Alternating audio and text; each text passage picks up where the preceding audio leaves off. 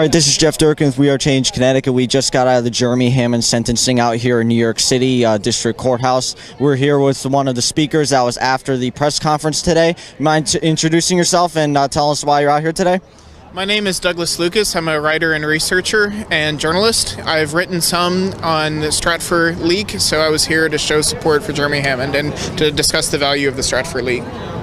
And maybe go into that, your speech, and for people who might not have seen it, the effects of Jeremy Hammond's hacking related to Stratfor and other issues like that. What Jeremy did was he made a giant contribution to our intellectual record, our knowledge base, by supplying 5 million plus emails that span the dates 2004 to 2011 from the Austin-based private intelligence firm Stratfor. And these emails are the internal correspondence of the firm's analysts and spies and executives discussing the knowledge that they have and the intelligence products that they were creating for their clients, such as Hunt Oil, National Oilwell Varco, big government groups such as Department of Homeland Security, U.S. Marines, Defense Intelligence Agency, and then the big corporations, Hunt Oil, National Oilwell Varco, Dell Computers was one, Emerson Electric. So Stratfor was creating custom intelligence solutions and products for these government agencies and corporations. And so in the emails they were discussing the products they were creating, and in so doing they were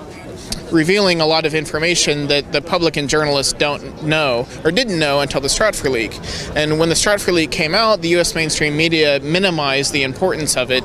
The Atlantic had an article called Stratfor is a joke and so is WikiLeaks for taking it seriously, published the day of the Stratfor leak.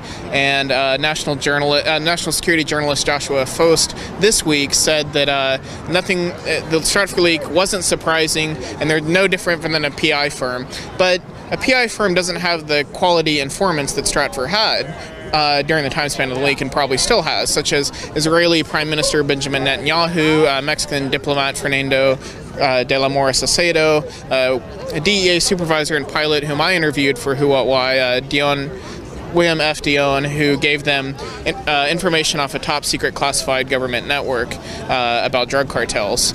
So they had this high-level information flowing around that wound up in the Stratfor leak and is being researched by journalists, but the mainstream media sort of minimized the value. So some of the greatest hits of this information was the Trapwire surveillance, the revelation of the Trapwire surveillance system, which has been deployed in D.C., Seattle, right here in New York City, in the subway system, where it's very likely that if you see something, say something here in the subway system, your suspicious activity report goes through Trapwire, which monitors and tries to find suspicious behavior in the CCTV camera footage and store it integrated into a database that's tracking us.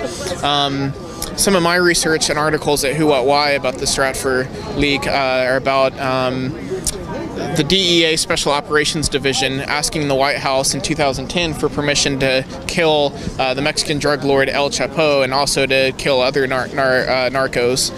We also did one about General David Petraeus.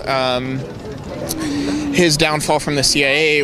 Stratfor knew that he was probably having an affair much earlier than known, which suggests that his downfall from the CIA may have been part of an intelligence set up by Broadwell, his mistress, who was an intelligence reserve officer, not just a random woman.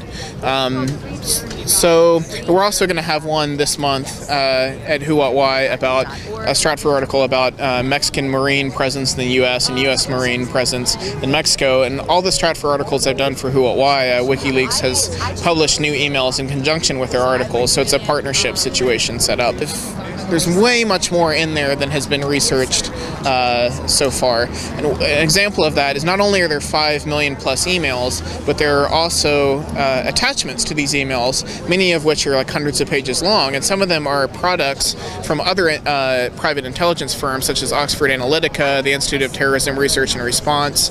So Jeremy provided us information from not just Stratfor, but other private intelligence firms as well, and government intelligence groups such as Department of Homeland Security fusion centers. Some of their products wound up in the Stratfor cache because Stratfor was looking at them. So we have a great deal more information than previously. If you look at wikileaks.org/GI files, WikiLeaks calls the Stratford leak the global intelligence files, you can see a list of releases there that has links to the articles that people have written about the Stratford documents.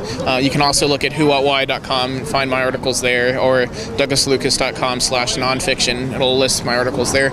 But you can search that way to find what people have written about it. That's probably the best way.